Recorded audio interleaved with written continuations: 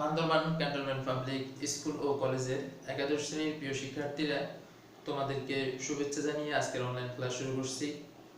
আজকে অনলাইন ক্লাসের আলোচ্য বিষয় দ্বিজাতি তত্ত্ব ও লাহোর প্রস্তাব, যেটি ইসলামের ইতিহাস ও সংস্কৃতি দ্বিতীয় পত্রের চতুর্থ অধ্যায়ের একটি অন্তর্ভুক্ত একটি বিষয় বা একটি পাঠ। আমরা জানি 1916 সালে হিন্দু এবং মুসলমানদের মধ্যে সদ্ভাব এবং সম্প্রীতি প্রতিষ্ঠার উদ্দেশ্যে 1916 সালে ভারতের লখনৌতে একটি চুক্তি হয়, যেটি লখনৌ চুক্তি নামে পরিচিত। এই চুক্তির মধ্য দিয়ে হিন্দু এবং মুসলমানদের মধ্যে একটি চমৎকার সম্পর্ক প্রতিষ্ঠিত হয় এবং এরপরে খেলাফত আন্দোলন ও অসহযোগ আন্দোলনের মধ্য দিয়ে এই সম্পর্ক আরো উন্নতি লাভ করে। কিন্তু তার পরবর্তী সময়ে এমন কতগুলো বিষয় সামনে চলে আসে, যেটাকে কেন্দ্র করে হিন্দু এবং মুসলমানদের মধ্যকার যে চমৎকার সম্পর্ক, সেই চমৎকার সম্পর্কে কিছুটা ফাটল ধরে, তাদের মধ্যে সম্পর্কের অবনতি ঘটে। আর যে বিষয়গুলোকে কেন্দ্র করে এই অবনতি ঘটে সম্পর্কে, সেই বিষয়গুলো হচ্ছে: 1 নাম্বার, মুসলমানদের জন্য আইনসভায় আসন সংরক্ষণ ও পৃথক নির্বাচন। ভারতীয় উপমহাদেশে মল্লে মিন্টু সংস্কারের সময় মুসলিম নেতৃবৃন্দ তারা মুসলমানদের জন্য আইনসভায় আসন সংরক্ষণ এবং পৃথক নির্বাচন ব্যবস্থার জন্য তারা দাবি তোলেন। সেটির কারণ হচ্ছে ভারতীয় উপমহাদেশে মুসলমানরা সংখ্যালঘু, এই জন্য তারা যেন তাদের ভোটে তাদের নিজেদের প্রতিনিধি তারা নির্বাচন করতে পারে এবং ওই প্রতিনিধি মুসলমানদের স্বার্থ সংরক্ষণে যেন যথাযথ ভূমিকা পালন করতে পারে, এই জন্য তারা এই দাবি উত্থাপন করেন। আর এই দাবি উত্থাপনের মধ্য দিয়ে হিন্দু এবং মুসলমানদের মধ্যে সম্পর্কের অবনতি ঘটে।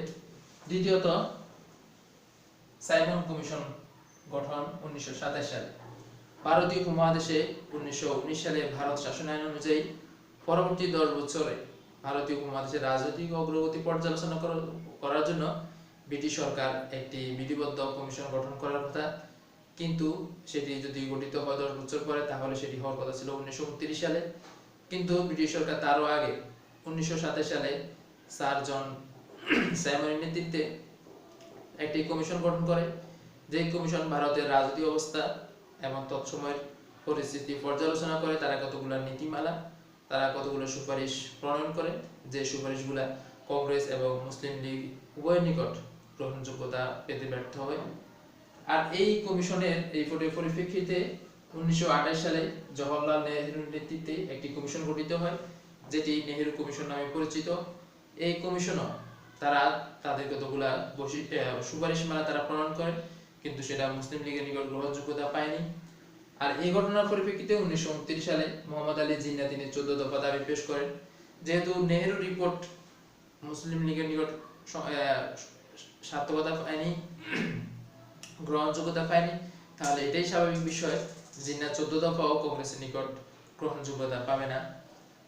আর মুসলমানদের মধ্যে এবং হিন্দুদের মধ্যে যে সম্পর্কে অবনতি ঘটা চলছিল, সেটা আরো বেশি ভয়ানক পরিধি লাভ করে 1933 সালে সাম্প্রদায়িক রোহিদাদ ঘোষণার সময়।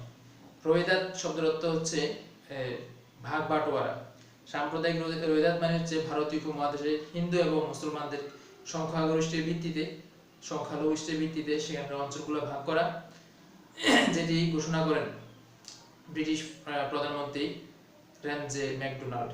আর তার এই সাম্প্রদায়িক রোহিদাদ ঘোষণা ভারতীয় উপমহাদেশে হিন্দু এবং মুসলমানদের মধ্যে সম্পর্কের আরো অবনতি ঘটায়। এবং 1935 সালে ভারত শাসন আইন প্রণীত হয়। এই ভারত শাসন আইনে কংগ্রেস এবং মুসলিম লীগ উভয় নিকট গ্রহণযোগ্যতা পায়নি, কাউকে সন্তুষ্ট করতে পারেনি।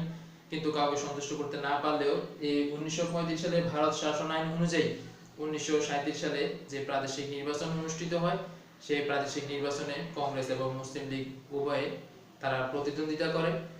কিন্তু দুঃখের বিষয় হচ্ছে 1937 সালে যে প্রাদেশিক নির্বাচন হয়, সেই প্রাদেশিক নির্বাচনে ব্যাপক আকারে ভোট পেয়ে জয়লাভ করে কংগ্রেস এবং শোচনীয়ভাবে পরাজিত হয় মুসলিম লীগ। এমন অনেক মুসলিম অধ্যুষিত অঞ্চলেও সেখানে মুসলিম লীগ জয়লাভ করতে ব্যর্থ হয় এবং কংগ্রেস তারা ব্যাপকভাবে তারা ভোট পেয়ে জনপ্রিয়তা অর্জন করে।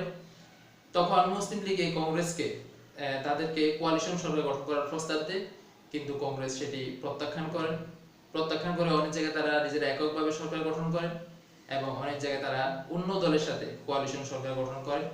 এবং এই নির্বাচন পরবর্তী সময় তারা এমন কতগুলো পদক্ষেপ গ্রহণ করেন এবং তাদের এমন কতগুলো কর্মসূচি বা কর্মকাণ্ড সেখানে পরিচালিত হয় যা ভারতীয় উপমহাদেশের মুসলমানদেরকে তথা মুসলিম লীগকে তাদেরকে ক্ষতিগ্রস্ত করে এবং তাদেরকে হিন্দু এবং মুসলমান যে ভারতীয় উপমহাদেশে একসাথে বসবাস করার যে পরিবেশ সেই পরিবেশটাকে তারা নষ্ট করে।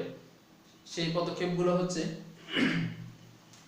বন্দে মাতরমকে জাতীয় সঙ্গীত হিসেবে প্রবর্তনের চেষ্টা, শিক্ষা প্রতিষ্ঠানে হিন্দু ধর্ম ও দর্শন পাঠ বাধ্যতামূলক করা, আজান নিষিদ্ধ করা এবং আজানের পরবর্তী সময়ে সেখানে মুসলমানরা নামাজ পড়ার সময় সেই মসজিদের সামনে দিয়ে ঢোল তবলা সহকারে মিছিল সহকারে গিয়ে মুসলমানদেরকে বিশৃঙ্খলিত করা, সরকারি ভবনে কংগ্রেসের পতাকা উত্তোলন, জওহরলাল নেহরুর ঘোষণা। জওহরলাল নেহরু এই ঘোষণা দেওয়ার সময় তিনি কংগ্রেসের সভাপতি ছিলেন এবং তিনি তার একটি ঘোষণায় বলেন একটি সমাবেশে যে ভারতীয় উপমহাদেশে শুধুমাত্র দুইটি শক্তি বিদ্যমান, একটি হচ্ছে ব্রিটিশ সরকার, দ্বিতীয়টি হচ্ছে কংগ্রেস। তার এই ঘোষণার মধ্য দিয়ে মুসলিম লীগ তথা মুসলমানদেরকে অবহেলা করা হয় এবং তাদেরকে অপমান করা হয়। আর এই ঘটনার পরিপ্রেক্ষিতে 1940 সালের 25 ফেব্রুয়ারি মুসলিম লীগের একটি পরিষদে জিন্নাহ একটি ভাষণ দেন।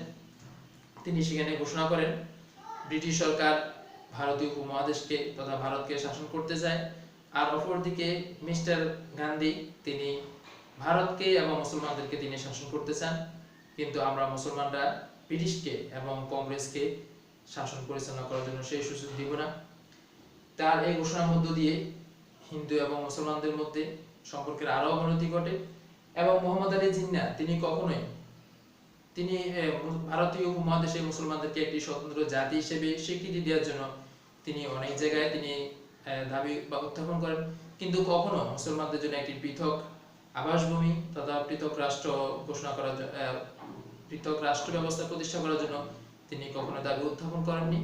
এবং তিনি বলতেন ভারত হচ্ছে হিন্দু এবং মুসলমানদের জন্য একটি সাধারণ জন্মভূমি এবং তিনি সেখানে ভারতে হিন্দু এবং মুসলমানরা সম্মিলিতভাবে একতাবদ্ধভাবে বসবাস করবেন, এই মতাদর্শে তিনি বিশ্বাসী ছিলেন। 1940 সালের 22 এবং 23 মার্চ লাহোরে মুসলিম লীগের একটি অধিবেশন অনুষ্ঠিত হয়, আর সেই অধিবেশনে মোহাম্মদ আলী জিন্নাহ তিনি দ্বিজাতি তত্ত্ব বা টু নেশন থিওরি উপস্থাপন করেন। তো 1940 সালের এবং 22 এবং 23 মার্চ লাহোরের যে মুসলিম লীগের অধিবেশন, সেই অধিবেশনে মোহাম্মদ আলী জিন্নাহ দ্বিজাতি তত্ত্ব উপস্থাপন করার একটি আকস্মিক কোনো বিষয় নয়, কারণ তিনি এর পূর্বে আমরা যেটা একটু আগে আলোচনা করলাম 1940 সালের 25 ফেব্রুয়ারি সেই তার ভাষণের মধ্য দিয়ে এবং তার কর্মকাণ্ডের মধ্য দিয়ে তিনি মুসলমানদের জন্য একটি পৃথক আবাসভূমি প্রতিষ্ঠা করার জন্য তিনি মুসলমানদের মধ্যে জনমত তৈরি করার জন্য জনমত সৃষ্টির জন্য তিনি তার কর্মপরিকল্পনা গ্রহণ করেন এবং তারই চেষ্টা এবং সাধনায় তিনি অনেকাংশে সফল হন এবং 1940 সালের 23 মার্চ এবং 22 মার্চ যে সম্মেলন অনুষ্ঠিত হয় সেই সম্মেলনে তিনি দ্বিজাতি তত্ত্ব উপস্থাপন করেন। তার এই দ্বিজাতি তত্ত্ব উপস্থাপন করা হয় 22 মার্চ এবং সেই 22 মার্চের তার দ্বিজাতি তত্ত্বের মধ্যে বলা হয় ভারতীয় উপমহাদেশে হিন্দু এবং মুসলমান দুটি জাতি রয়েছে, এই দুটি জাতির আচার আচরণ, তাদের সংস্কৃতি, তাদের কৃষ্টি কালচার, তাদের ধর্মকর্ম সম্পূর্ণ আলাদা, সুতরাং দুইটি জাতি একটি রাষ্ট্রে বসবাস করা তাদের পক্ষে এটি সম্ভব নয় এবং সেখানে বসবাস করা সেই পরিবেশও নেই। এর জন্য ভারতে সংখ্যাগরিষ্ঠ হিন্দুদের জন্য একটি আলাদা রাষ্ট্র হবে এবং মুসলমানদের জন্য একটি আলাদা রাষ্ট্র হবে। তার এই দ্বিজাতিকে কেন্দ্র করে তিনি যে তত্ত্ব উপস্থাপন করেন সেই তত্ত্ব ইতিহাসে দ্বিজাতি তত্ত্ব নামে পরিচিত। এবং মোহাম্মদ আলী জিন্নাহ যে মুসলমানদের জন্য পৃথক আবাসভূমির যে দাবি উত্থাপন করেন সেই দাবি কিন্তু প্রথম দাবি নয়।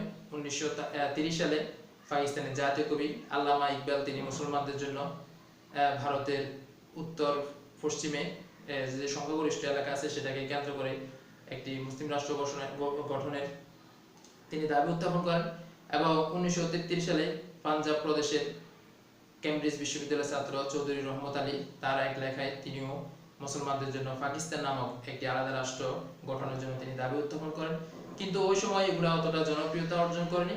কিন্তু মোহাম্মদ আলী জিন্নাহ 1940 সালের 22 মার্চ তার লাহোর প্রস্তাবে তার দ্বিজাতি তত্ত্ব উপস্থাপনের মধ্য দিয়ে এই পাকিস্তান প্রস্তাবটা অনেক বেশি গ্রহণযোগ্যতা লাভ করে এবং এই একই সমাবেশে 23 মার্চ সেখানে শেরে বাংলা আবুল কাশেম ফজলুল হক বা একে ফজলুল হক তিনিও একটি দাবি উত্থাপন করেন 23 মার্চ।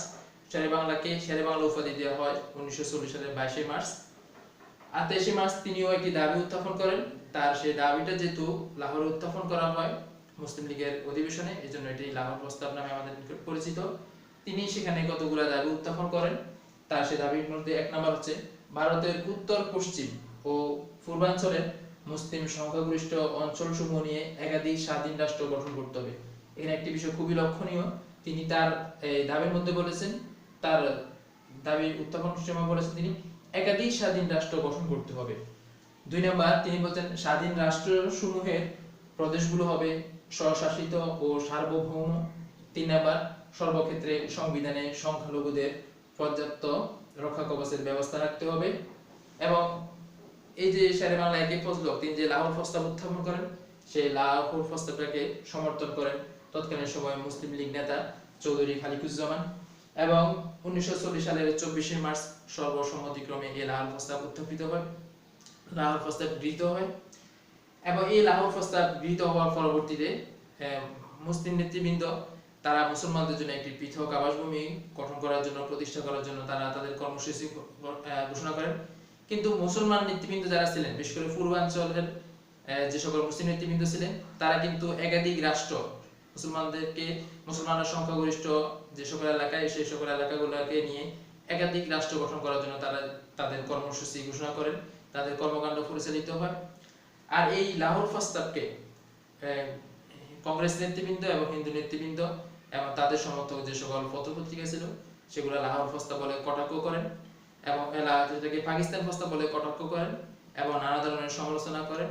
কিন্তু দেখা যাচ্ছে শেরে বাংলা একে ফজলুলের যে লাহোর প্রস্তাব, সেই লাহোর প্রস্তাবে যে একাধিক স্বাধীন রাষ্ট্রের কথা বলা হলো, পরবর্তী সময়ে মুসলিম নেতৃবৃন্দ সেই একাধিক স্বাধীন রাষ্ট্র গঠনের ঘোষণা থেকে, সেই কর্মকাণ্ড থেকে তারা পৃথক হয়ে আলাদা হয়ে তারা এক পাকিস্তান রাষ্ট্র গঠন করার জন্য তাদের কর্মকাণ্ড পরিচালনা শুরু করেন।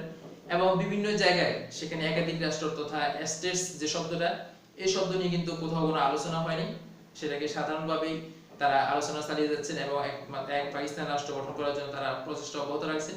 সর্বপ্রথম এই বিষয়টাকে স্টেটস বা একাধিক স্বাধীন রাষ্ট্র গঠন করার যে বিষয়টা, সেই বিষয়টা নিয়ে 1946 সালে মুসলিম লীগের 9 এপ্রিলের দিল্লিতে যে সমাবেশ, যে সম্মেলন হয়, সেই সম্মেলনে সর্বপ্রথম এই স্টেট শব্দটি নিয়ে বিতর্ক আসে এবং মুসলিম লীগ নেতা আবুল হাশিম তিনি এটা নিয়ে সবচেয়ে বেশি বিতর্ক করেন। সেখানে একাধিক স্টেট বা স্বাধীন রাষ্ট্রের কথা বলা হলো, কিন্তু মোহাম্মদ আলী জিন্নাহ তারা কৌশলে এই স্টেট শব্দ থেকে এস শব্দটি বাদ দিয়ে তারা স্টেট নামে শব্দটি সংশোধন করে এবং এক পাকিস্তান রাষ্ট্র গঠন করার জন্য তাদের কর্মতৎপরতা চালিয়ে যায়। আর এইভাবেই শেরে বাংলা একে ফজলুলের লাহোর প্রস্তাবের যে একাধিক স্বাধীন রাষ্ট্র, সেই একাধিক স্বাধীন রাষ্ট্র থেকে পরবর্তীতে আমাদের মুসলিম অধ্যুষিত এলাকাগুলোকে নিয়ে পাকিস্তান গঠিত হয়। পূর্ব পাকিস্তান এবং পশ্চিম পাকিস্তান যে দুইটি রাষ্ট্রের মধ্যকার প্রায় 1200 মাইল একটি পার্থক্য বিদ্যমান ছিল। তৎকালীন সময় অনেক সচেতন নেতৃবৃন্দ তারা বুঝতে পেরেছিলেন এই যে একটি ধর্মকে কেন্দ্র করে এরকম বিশাল পার্থক্য রাখা দুইটি ভূখণ্ডের মধ্যে কখনো আসলে একটি স্বাধীন রাষ্ট্র প্রতিষ্ঠা করা সম্ভব না।